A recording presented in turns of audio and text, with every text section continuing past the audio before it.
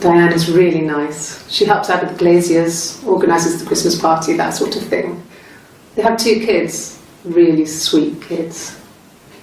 She used to look out for me when I worked there.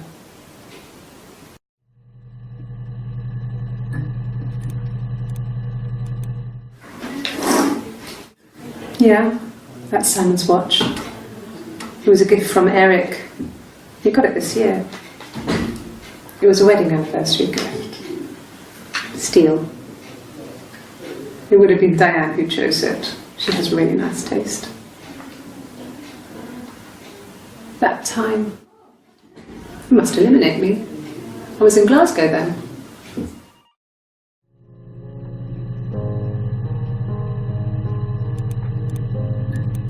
Not really.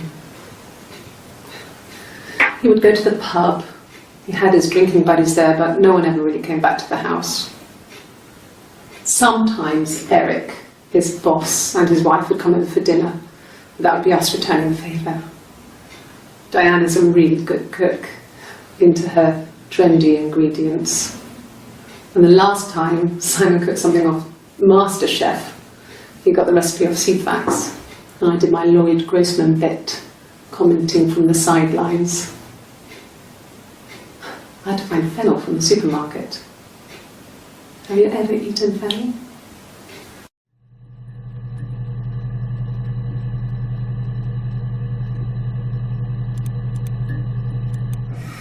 Simon and Eric arguing?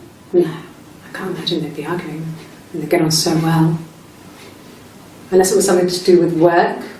Maybe Simon was being too much of a perfectionist. But I don't know. You should ask Diane.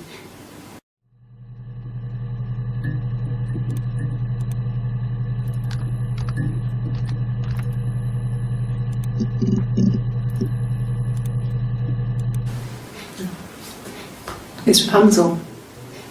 The story starts when she's born. Mother Gothel, a witch, takes Rapunzel from her parents and keeps her locked up in this tower. Rapunzel gets pregnant by the prince, and Mother Gothel is furious, so she cuts off her hair and throws it. Actually, her hair's already short here, so that's already happened. So she throws her into the wilderness, and Rapunzel is reunited with the prince, who's blind, but she kills him with her tears, and so it's a happy ending. Is that too much?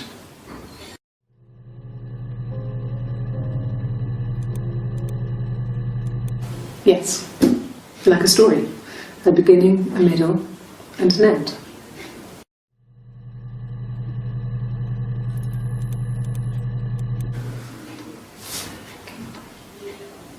Well, she has a knife.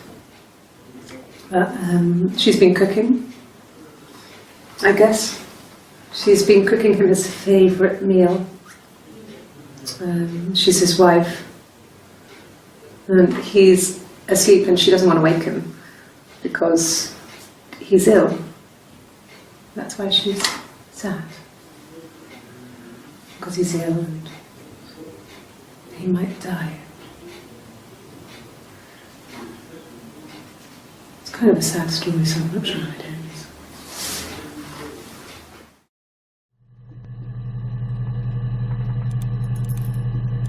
Well, she wasn't my real mother, but she raised me. Do you want to take a story? It's a real-life fairy tale.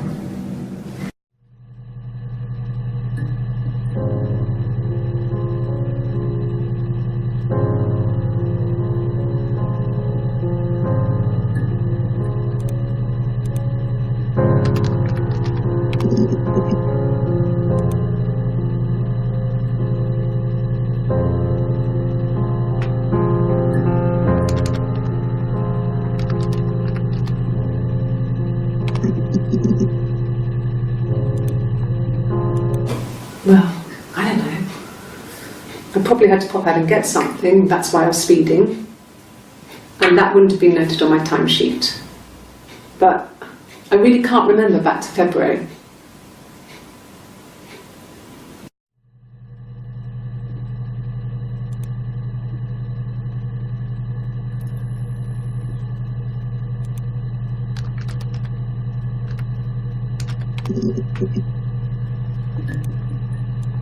No, not drugs.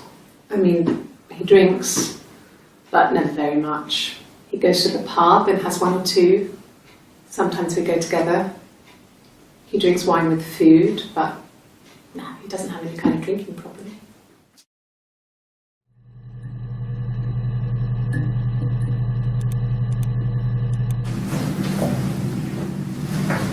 He saw me singing one of my shows, pure chance.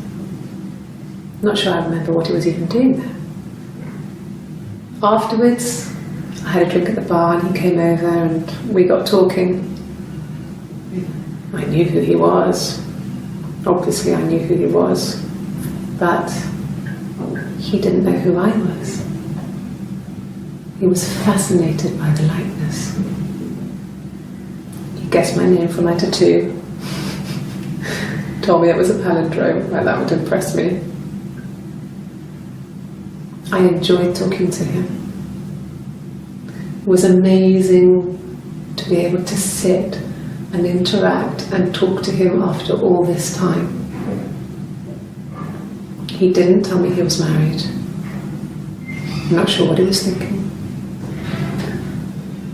He later told me it was like he was dreaming. A waking dream.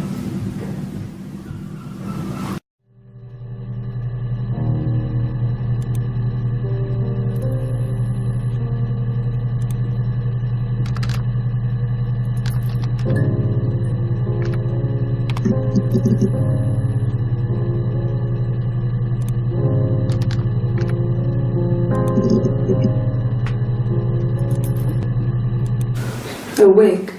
You mean, what type of wig?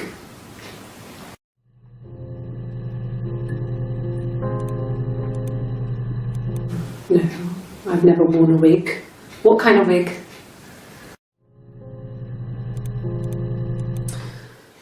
This other person doesn't exist. I don't know what the blonde wig is, but it could be anything. Have you looked at the cat flap?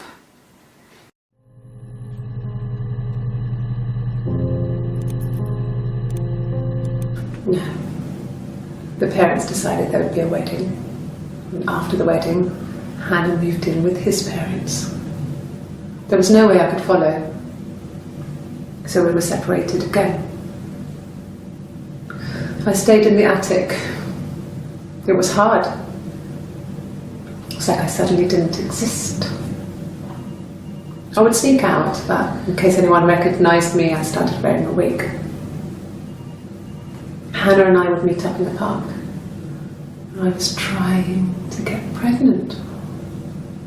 But I couldn't. I mean, I couldn't do it with anyone we knew, so it was sex with strangers.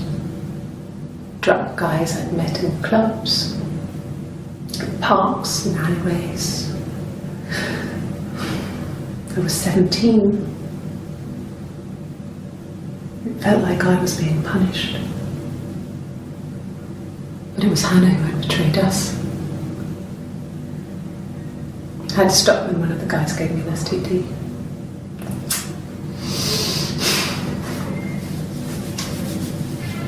When we met up, it was disturbing. For the first time, my reflection, she didn't look like me. She was fatter, flushed. If anything, I was getting skinnier. I had hard to look sometimes. We talked about what to do. Was it time to become our own people? I mean, that seemed like the right thing to do, but neither of us wanted it. We agreed that her and Simon would get their own place as soon as possible, and then I could move in. And that was the plan.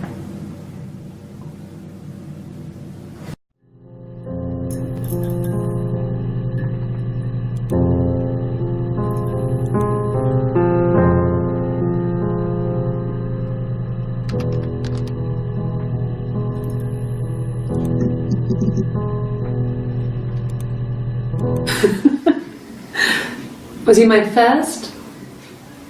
No need to be so coy. No, he wasn't my first. That would have been Carl. He was a local boy in a band. He was a bit of a shit, but he was sexy. We were 15.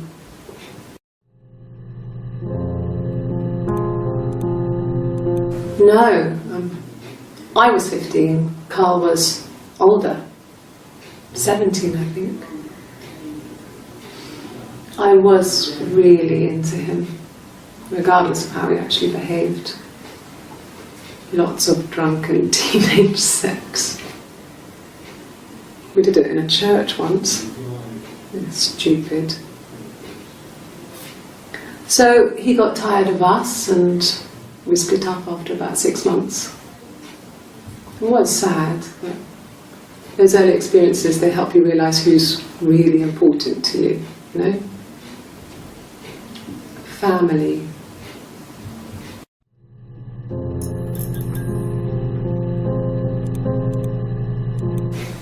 Family.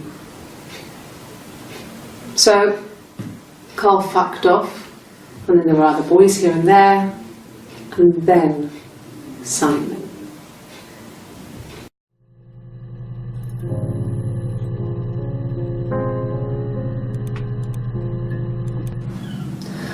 Hannah was so smitten with Simon.